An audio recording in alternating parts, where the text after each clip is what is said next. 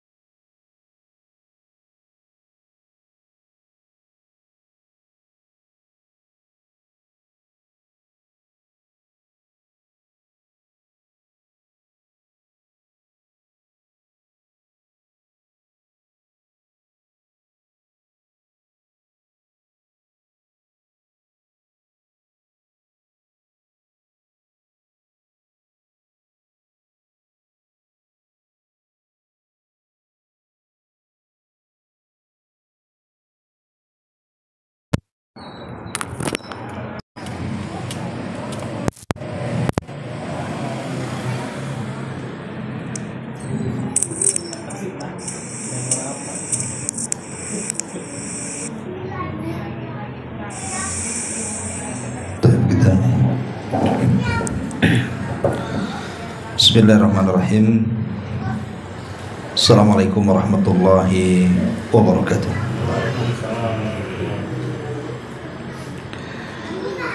Alhamdulillah wassalatu wassalamu ala rasulillah wa ala alihi wa sahbihi wa mawalah wa la hawla wa la quwata illa billahi wa ba'du. Alhamdulillah, segala puja dan puji hanya milik Allah subhanahu wa ta'ala. Salawat dan juga salam kita hadiahkan kepada Rasul kita Nabi besar Muhammad sallallahu alaihi wa ala alihi wasallam. Ma'asyiral muslimin wal muslimat rahimakumullah. Pembahasan di malam hari ini ada sebuah nasihat dari Al-Imam Ibnul Qayyim Al-Jauziyah rahimahullahu ta'ala di dalam kitabnya Madarijus Salikin, di mana beliau menyebutkan tentang 10 perkara puncak daripada kecintaan Allah subhanahu wa ta'ala kepada hambanya. Karena kita tahu bahwa ibadah itu ada dua macam. Ada ibadah qalbiyah, ibadah yang dilakukan oleh hati, dan ada ibadah al-badaniyah, ibadah yang dilakukan badan. Tapi ibadah yang dilakukan badan itu ditentukan oleh ibadah yang dalam hati. Karena baik buruknya badan kita itu ditentukan dengan hati kita. Makanya Nabi SAW mengatakan, ala wa inna fil jasadi mudghah idza saluhat saluhal jasadu kullu wa idza fasadat fasadal jasadu kullu ala wahiyal qalbu. Ingat daging. Kalau daging ini baik maka akan memperbaiki seluruh badannya. Tapi kalau daging ini tidak baik maka tidak akan memperbaiki seluruh badannya. Itulah hati, kata Rasul. Lah ibadah hati itu kan terbagi menjadi 3. Pertama al-khawfu, yang kedua ar-raja'u, dan yang ketiga al-mahabbatu.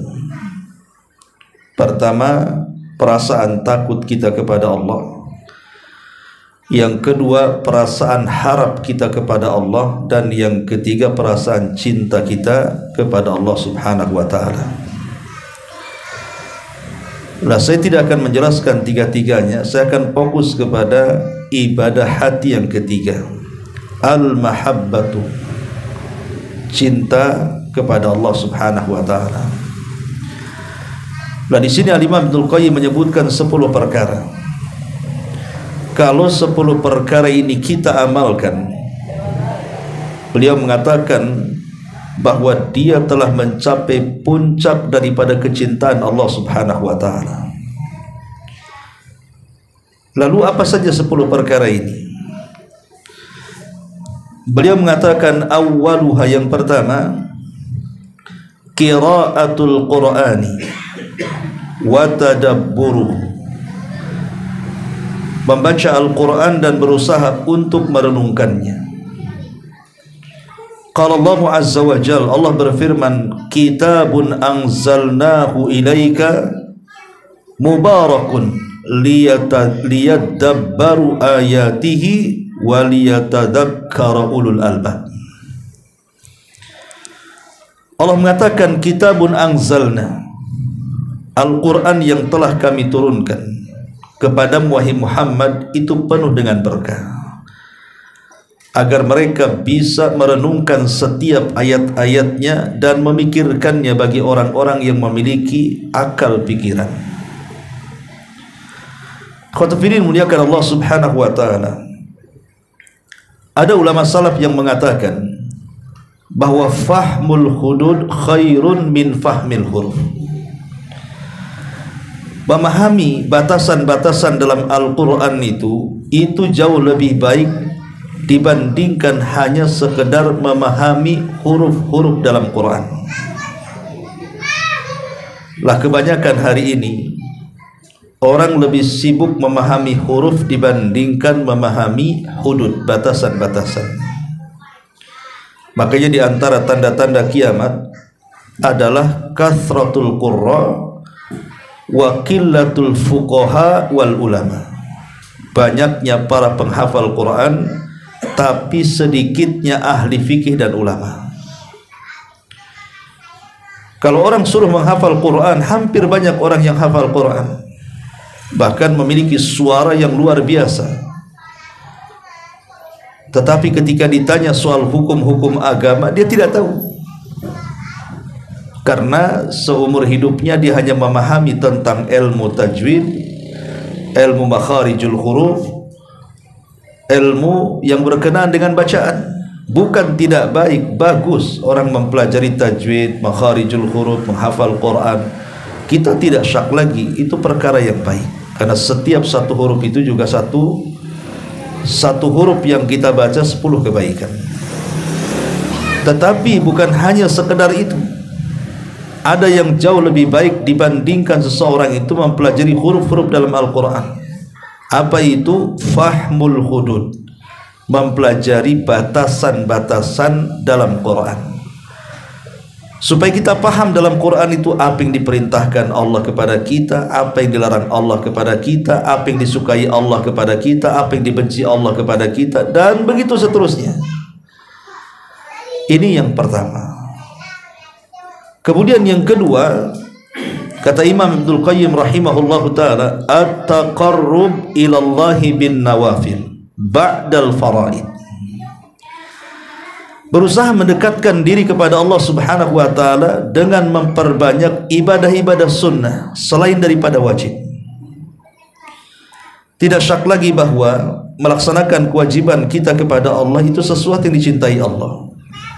Tetapi kalau kita mau menambah dari yang wajib dengan yang sunnah, maka Allah akan lebih mencintai kita lagi. Dan itu berdasarkan hadis qudsi, di mana Allah Subhanahu wa taala mengatakan, wa ma yazalu 'abdi yataqarrabu ilayya bin nawafil hatta uhibbahu. Ketika seorang hamba itu senantiasa menambah dari yang wajib dengan yang sunnah-sunnahnya, maka lama-lama aku akan terus mencintai dirinya.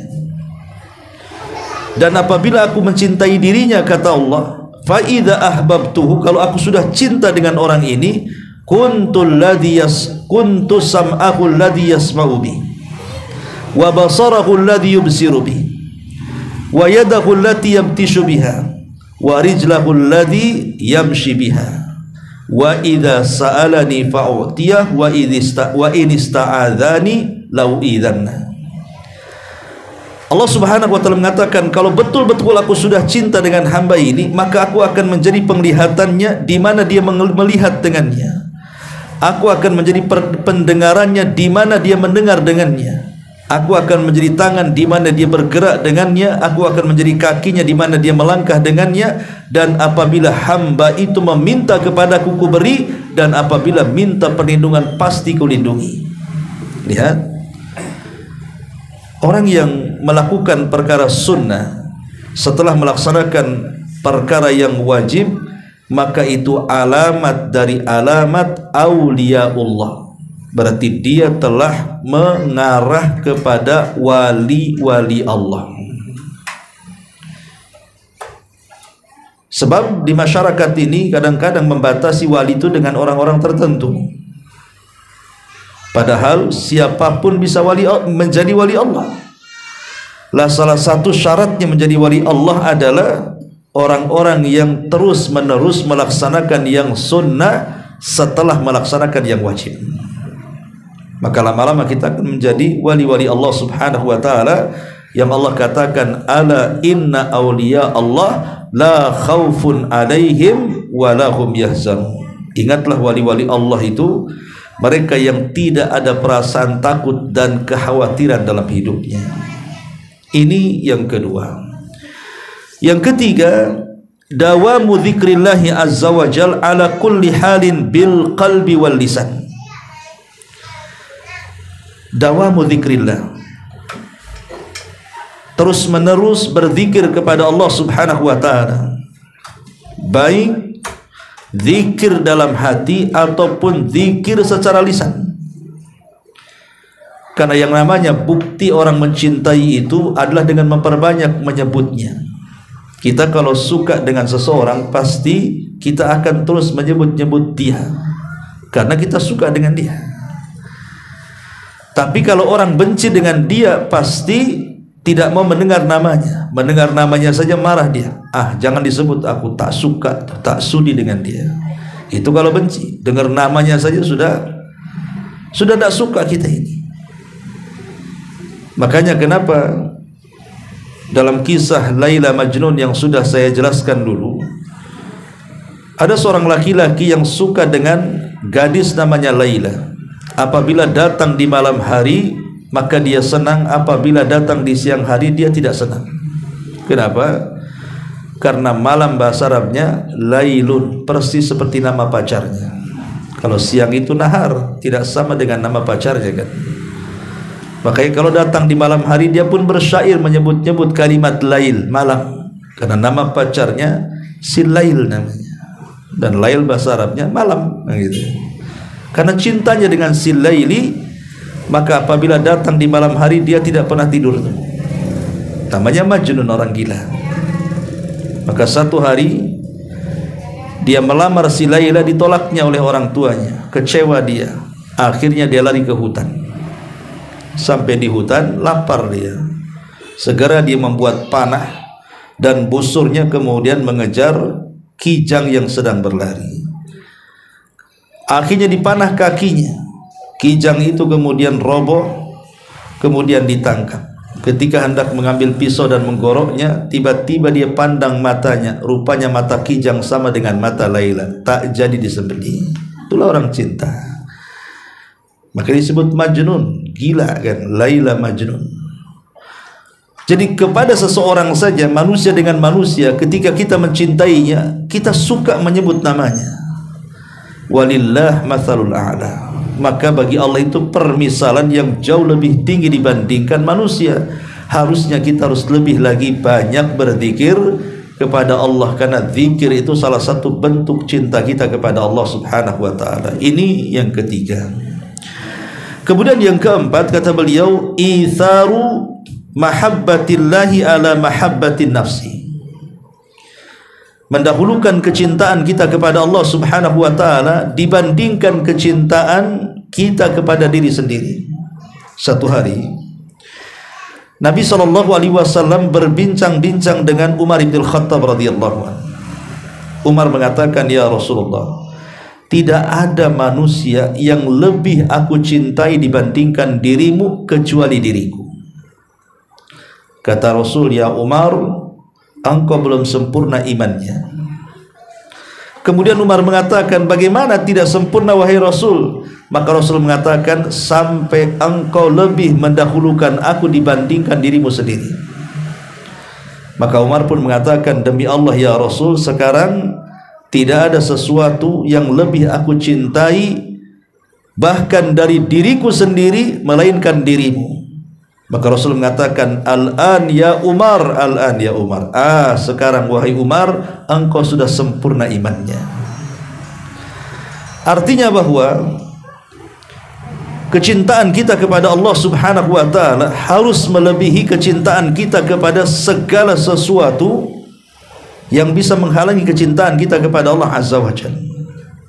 Pamannya seseorang sedang berbisnis, punya toko, sedang melayani pelanggan, tiba-tiba datang suara adzan. Di situ harus memilih tuh. Apakah tetap membuka tokonya ataukah segera menutup kemudian melaksanakan sholat? Di situ diuji kecintaan kita antara dunia dan Allah Subhanahu wa taala.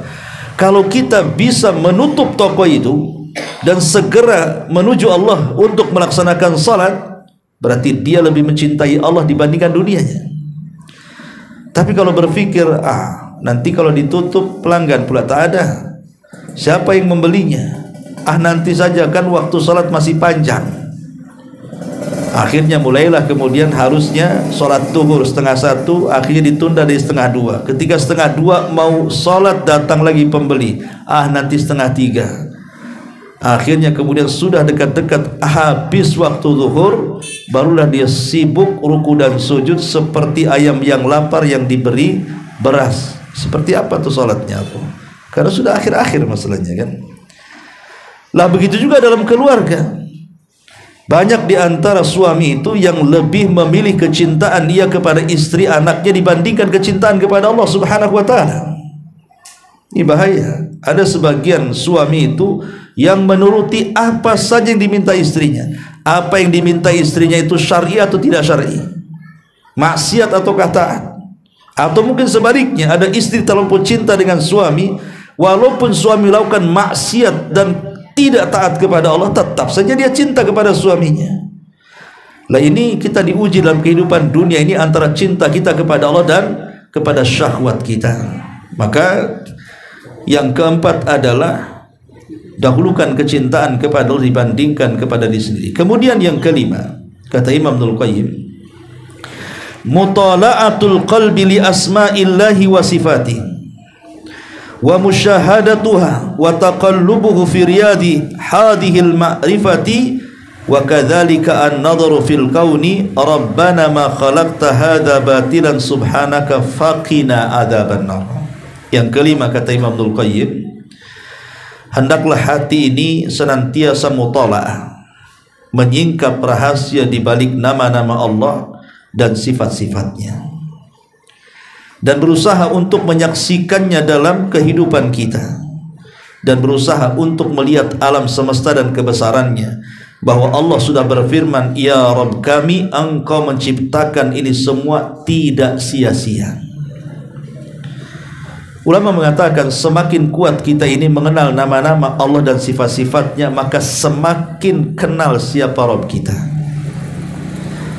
Antum kalau tidak kenal nama saya, tidak kenal sifat-sifat saya, pasti tidak dekat dengan saya. Itu manusia kan. Oh, saya kenal dengan orang itu, saya kenal siapa dia, bapaknya siapa, anaknya siapa, istrinya siapa, wataknya kayak apa, saya kenal. Berarti kenal betul dengan dia ya. Kalau sesama manusia saja, ketika kita mengenal sesama manusia dengan cara mengenal namanya, watak-wataknya, sifat-sifatnya, dan begitu seterusnya, berarti kita kenal dengan dia seperti suami istri yang sudah lama. Pasti lama-lama kan kenal sifat-sifatnya, watak-wataknya, karena sudah lama bergaul dengan istri kita kan.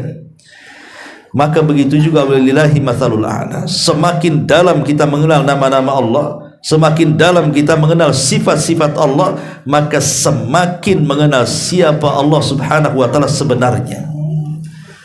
Dan kalau semakin mengenal Allah dengan mengenal nama-nama dan sifat-sifatnya, semakin yakin dan semakin bersemangat untuk beribadah kepada Allah Azza wa Jalla.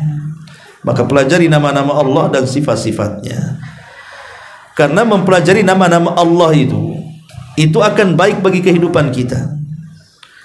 Nama Allah itu kan ada dua, ada namanya Ismu Al-Jalalah, ada namanya Ismul Jamalah. Ismul Jalalah itu artinya nama Allah yang menunjukkan keagungan kebesarannya, itu namanya Jalalah.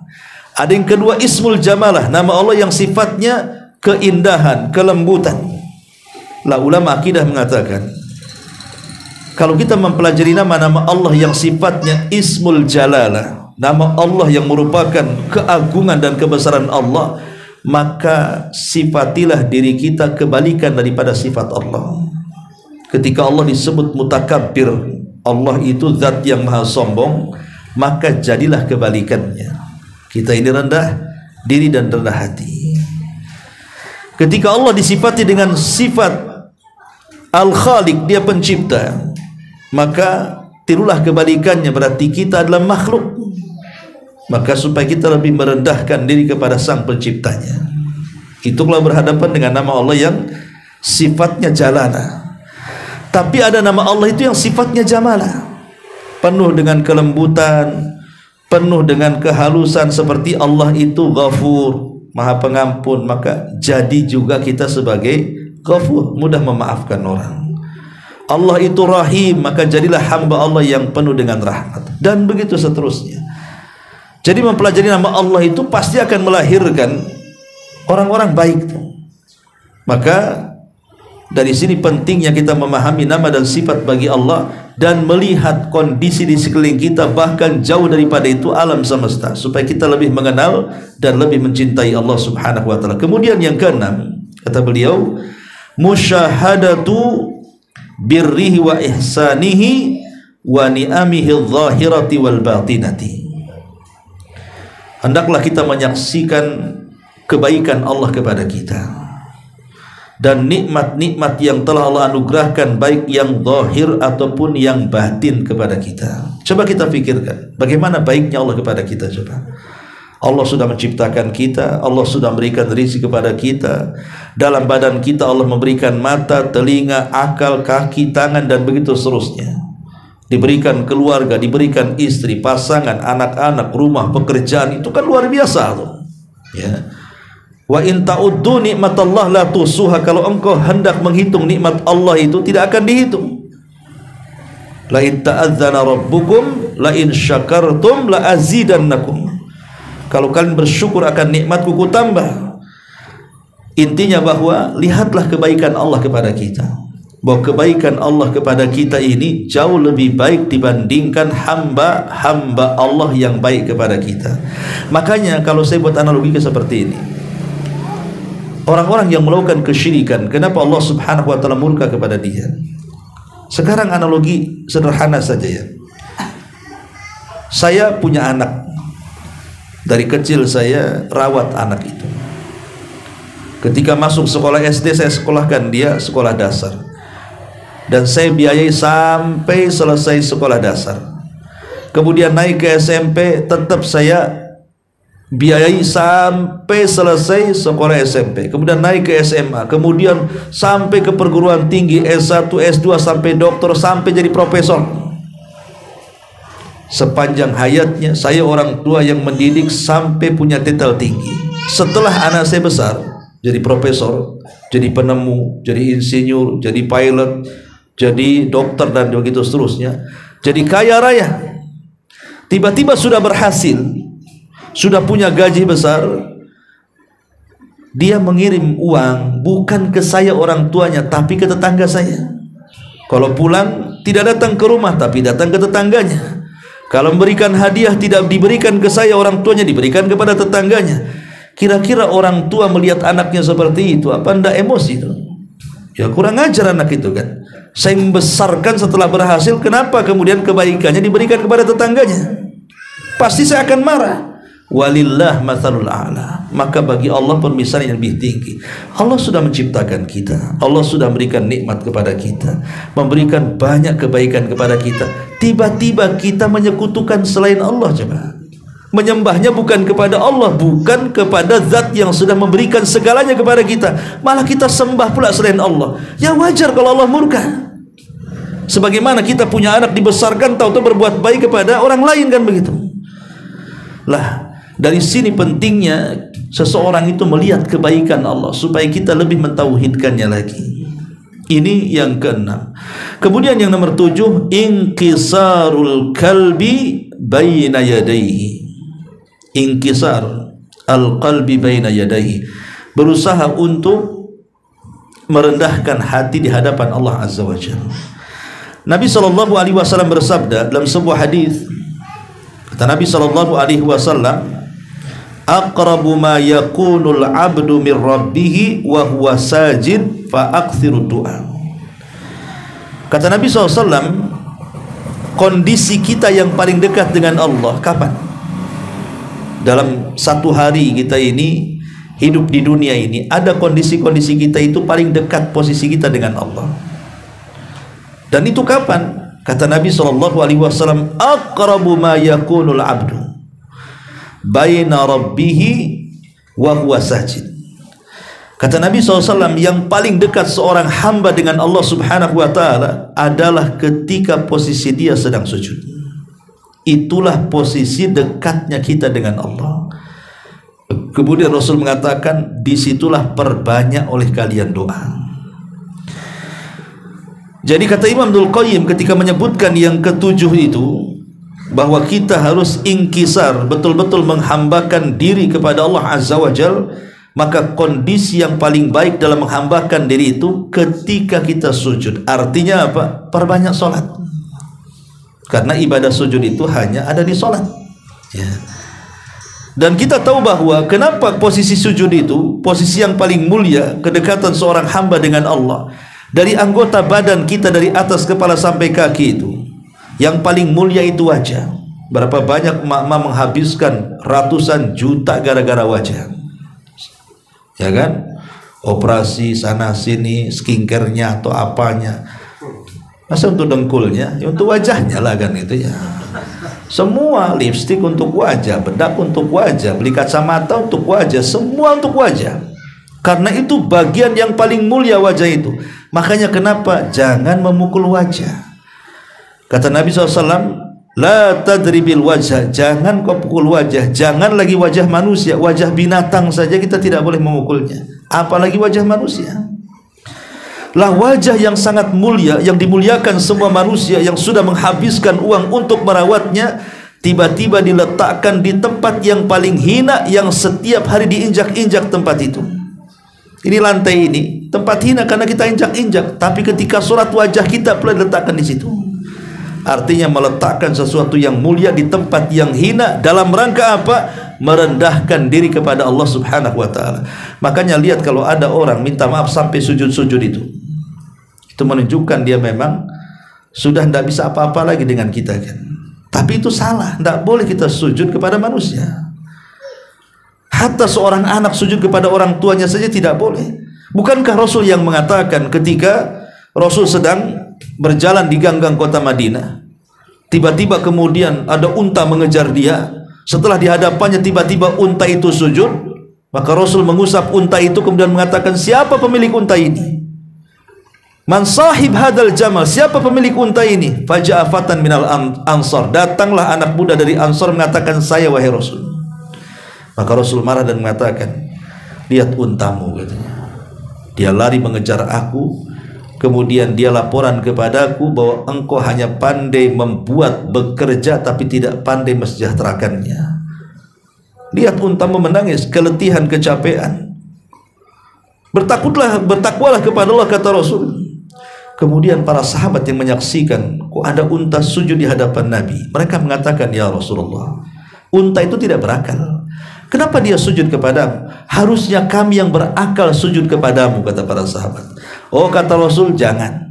Lau amur an yasjuda ahadun li ahadin la amartul mar'ata an tasjuda li zawjiha li idhami haqqihi. Kata Nabi SAW, jangan, kalau seandainya Allah perintahkan aku kepada manusia agar manusia sujud kepada manusia yang lainnya, maka yang aku perintahkanlah seorang istri sujud kepada suaminya karena besarnya haknya, tapi itu pun tidak aku anjurkan. Antum pernah melihat ada orang sujud-sujud kan? Tidak boleh. Sujud ruku itu diberikan kepada Allah, tidak boleh sujud kepada manusia.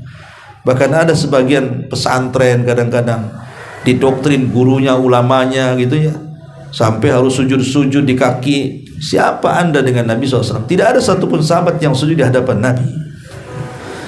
Ma'asyiral muslimin yang dimuliakan Allah Azza wa Jalla, intinya bahwa yang nomor 7, inkisar al-qalbi baina yadai, artinya tundukkan hati kita ini kepada Allah saat sujud. Kemudian thaminuha, yang ke-8, al-khalwatu waqta nuzul al-ilahi, berusaha untuk berkhalwat. Berkhalwat itu bersendirian. Kapan? Di waktu turunnya Allah Subhanahu wa ta'ala. Wa tilawatu kitabihi thumma khutima dzalika bil istighfar. Kemudian berusaha membaca kitab Allah dan akhirilah malam itu dengan istighfar. Jadi yang ke-8 artinya kita berkhalwat. Berkhalwat itu berdua-duaan. Dengan siapa berdua-duaan? Dengan Allah. Kapan itu? Waktan nuzul, ketika Allah turun. Kapan turunnya Allah? Di sepertiga malam akhir. Bangun di situ, bermunajat dengan Allah, berasik-asik berduaan dengan Allah. Salat, setelah salat baca Quran, setelah baca Quran berdoa, setelah berdoa istighfar. Itulah 4 amalan yang sangat dianjurkan di sepertiga malam akhir. Pertama tahajud, setelah tahajud kemudian berzikir dan membaca Quran. Kemudian setelah berzikir dan membaca Quran, kemudian berdoa. Setelah berdoa, bacalah istighfar. Nabi SAW bersabda, yanzilu rabbuna ila sama'id dunya fi kulli thuluthil lailil akhir wa dhalika kulla lailatin. Faqala Allah azza wa jalla li ibadihi man yad'uni fa astajiba lah, wa man yas'aluni fa utiyah, wa man yastaghfiruni fa aghfir lah. Rasul mengatakan Allah itu turun pada sepertiga malam akhir ke langit dunia, dan itu setiap malam. Kemudian Allah mengatakan kepada hamba-hambanya, hei hamba-hambaku, siapa yang berdoa ku kabulkan. Hei hamba-hambaku, siapa yang minta ku kasih. Hei hamba-hambaku, siapa yang beristighfar ku ampuni dosa-dosanya.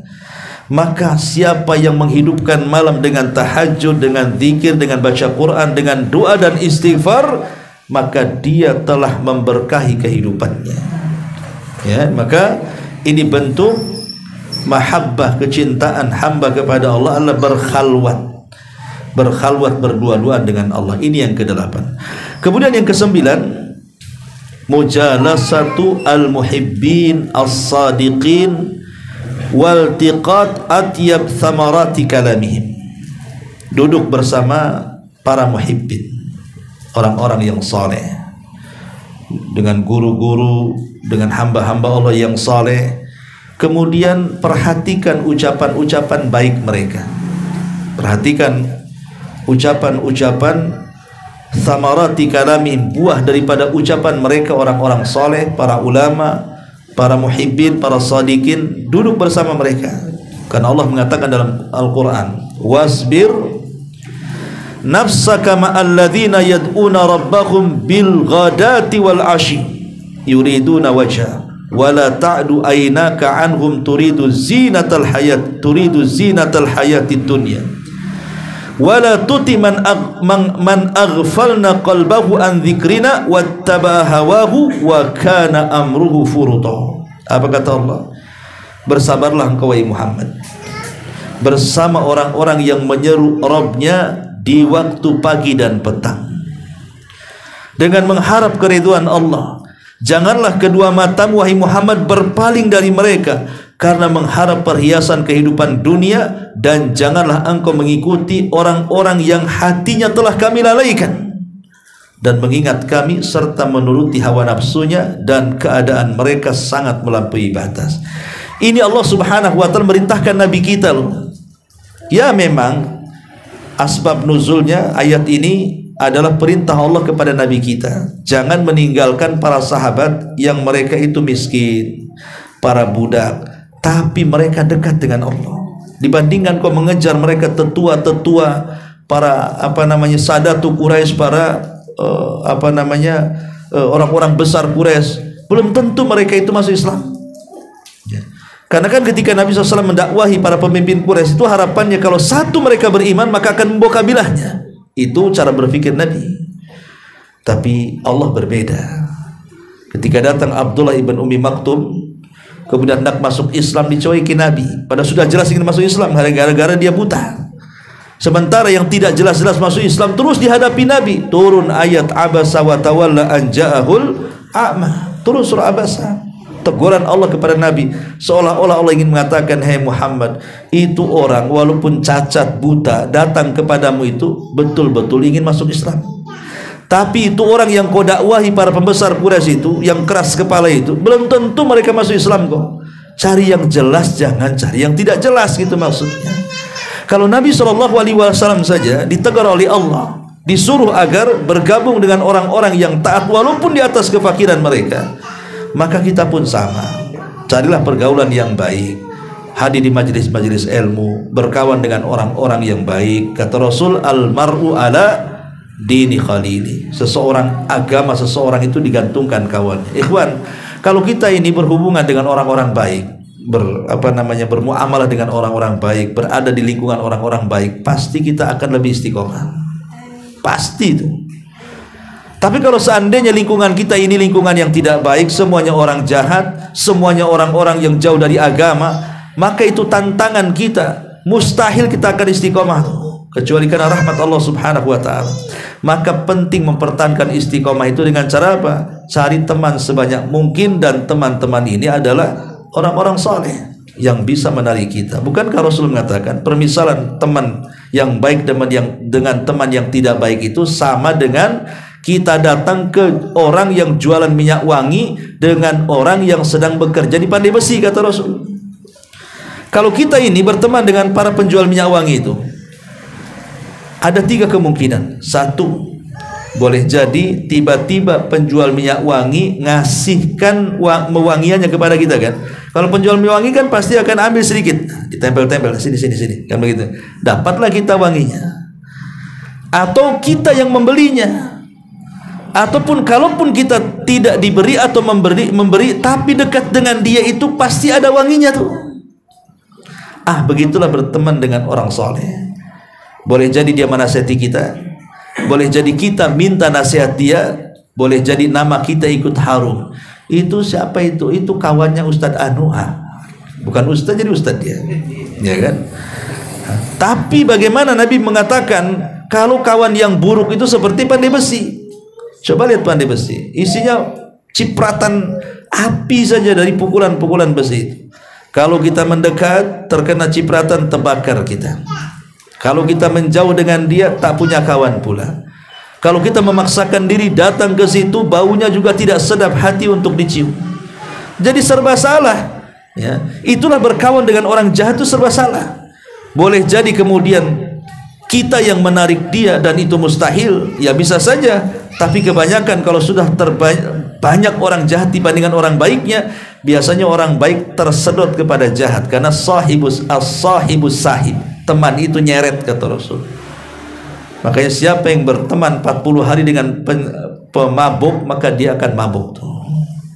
Siapa yang berteman 40 hari dengan orang yang rajin baca Quran, lama-lama dia pengen baca Quran. Begitulah teman itu menjadikan kita terseret ke yang negatif atau ke yang positif. Ini yang ke-9 dan yang terakhir, kata Imam Ibnul Qayyim, muba'adatu kulli sababin yahulu bainal qalbi wa bainallahi azza wa jalla. Ini yang paling penting. Jauhi semua sebab yang bisa menghalangi hubungan hati kita dengan Allah. Jauhi sebab-sebab yang bisa dengan sebab itu terhalang hati kita dengan Allah. Di zaman Imam Ibnul Qayyim itu tidak seperti di zaman sekarang. Di zaman itu belum ada handphone, ya kan? Belum ada internet, belum ada apa-apalah. Bahkan jangan dicerita di zaman Ibnul Qayyim ya ngomong begini. Di zaman kita masih kecil-kecil sajalah. Di zaman yang sekarang usia 40-50 tahun di waktu sekolah SD, nggak ada handphone itu. Orang mau komunikasi itu ya ke telepon-telepon umum, ya bawa koin, kemudian meningkat ke wartel-wartel kan begitu ya. Dan kehidupannya lihat di zaman itu. Tidak ada orang yang menyibukkan diri sendiri kan. Pasti mereka akan lebih bersosialisasi. Karena apa? Nggak, kalau nggak ngajak ngobrol sama orang, dia hidup sendiri. Makanya lihat, orang dulu itu luar biasa, hubungan bermasyarakatnya luar biasa kan. Karena apa? Ya karena memang tidak ada yang menghalangi mereka. Kalau sekarang kan ada yang menghalangi mereka, handphone kan. Sekarang loh orang bisa duduk di depan handphone itu dari pagi sampai sore tidak jenuh. Coba kalau dulu nggak ada handphone, duduk dari pagi jenuh sampai sore itu. Mau ngapain? Gara-gara handphone kita bisa duduk seharian. Coba anak kecil yang main PlayStation itu, dia walaupun tidak makan dari pagi sampai sore nggak ada masalah. Asal pegang tuh remote tuh, bisa khusyuk dia. Lah pada hari ini, pada poin yang ke-10 inilah yang menghalangi hati kita dengan Allah adalah handphone depan kita ini. Inilah barang yang banyak menghalangi hubungan seorang hamba dengan Allah Azza wa Jalla. Handphone ini. Kalau dulu ngaji Quran nggak ada yang menghalangi, ya ngaji sampai selesai, entah lembar, 2 lembar, 3 lembar, 1 juz, 2 juz. Sekarang sama-sama ngajinya, tapi ngaji dari handphone. Ada aplikasi Qurannya, tapi tidak tahan. Baru beberapa ayat, ting tong WA masuk. Paksa kemudian buka, baca dulu, tutup, baca lagi, ya kan? Ada saja halangannya. Seolah-olah apa? Seolah-olah tidak pernah khusyuk. Makanya kenapa alat kecil ini, alat pintar ini betul-betul pintar itu membohongi kita, supaya hati kita ini terhalangi dengan Allah Subhanahu wa ta'ala. Dan itu sebab menghilangkan kecintaan kita kepada Allah. Ketika kita belum mampu meninggalkan hal-hal yang menjadikan penghalang antara hati kita dengan Allah Subhanahu wa ta'ala. Salah satunya adalah alat komunikasi atau permainan-permainan, hobi-hobi. Hati-hati yang hobi binatang. Kadang-kadang saya lihat, saya di tiban kampung itu ada orang hobi melihara ayam, ayam aduan mungkin kan. Masuk pagi-pagi buta sudah dimandikan. Nanti agak siang sibuk dikasih minum ekstrakjos, itu apa itu? Ratindeng ya. Itu subhanallah dirapihkan, dimandikan, ditaruh di atas. Jadi satu hari saya pikir itu aja yang diurus tuh si ayam jago. Padahal badan dia nggak diurus tuh. Jadi aneh, harusnya ayam yang bau, ini terbalik, dia yang bau. Ayamnya yang wangi kan itu ya. Karena ayamnya malah dimandikan, dianya nggak mandi. Nasib baik istrinya masih cinta dia, lama-lama istrinya cinta ayamnya pula kan. Kan ada masalah jadinya. Lah ini kan permainan, hobi-hobi yang seperti ini itu kan menghalangi itu. Menghalangi dia dengan Allah karena disibukkan dengan perkara itu.